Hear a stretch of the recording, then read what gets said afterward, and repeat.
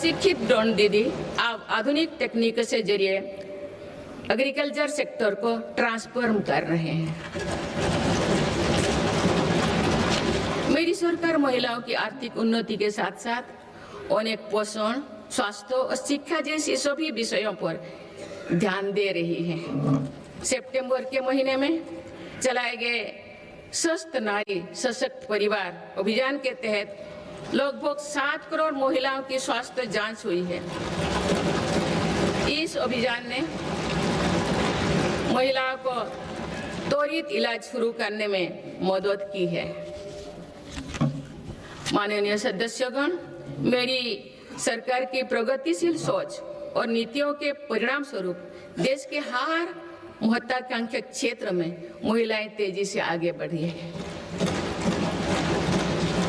इसी दिशा में कुछ ही महीने पहले देश ने एक और बड़ा माइलस्टोन हासिल किया है।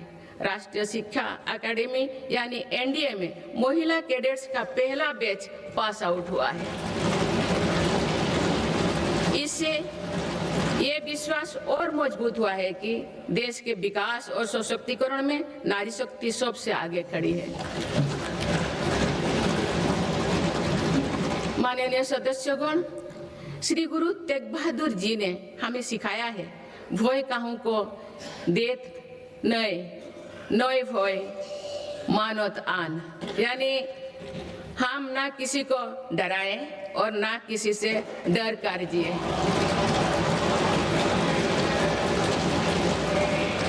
इसी निडर मन से, इसी भावना से देश की सुरक्षा सुनिश्चित कर सकते हैं।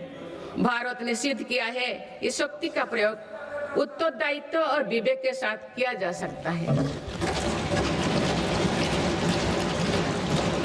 ऑपरेशन सिंदूर से विश्व ने भारतीय सेना का शौर्य और पराक्रम देखा है। हमारे देश ने अपने संसाधनों के बल पर आतंकियों के अड्डे को ध्वस्त कर दिया है। मेरी सरकार ने कड़ा संदेश दिया है कि भारत पर किसी भी आतंकी हमले का जवाब दृढ़ और निर्णायक होगा।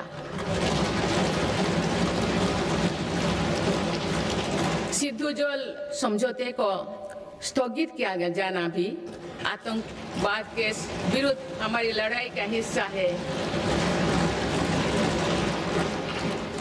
देश की रक्षा व्यवस्था को और मजबूत बनाने के लिए मिशन सुदर्शन चक्र पर भी काम हो रहा है। माननीय सदस्यगण, मेरी सरकार की नीतियों के अनुरूप सुरक्षा बलों ने माओवादी आतंक पर भी निर्णायक कार्रवाई की है। वर्षों तक देश के 126 जिलों में असुरक्षा, भय और अविश्वास का वातावरण था। माओवादी विचारधारा ने कई पीढ़ियों का भविष्य अंधकार में डाल दिया। इसका सबसे ज्यादा नुकसान हमारे युवाओं, आदिवासी और दलित भाई बहनों को हुआ। आज माओवादी आतंक की चुनौती 126 जिलों से घटकर 8 जिलों तक सीमित हो गए हैं। इनमें भी 3 जिले ही ऐसे हैं जो गंभीर रूप से प्रभावित हैं। इस एक साल में माओवादी से जुड़े लगभग 2000 लोगों ने आत्मसमर्पण किया है। इससे लाखों नागरिकों के जीवन में शांति लौटी है।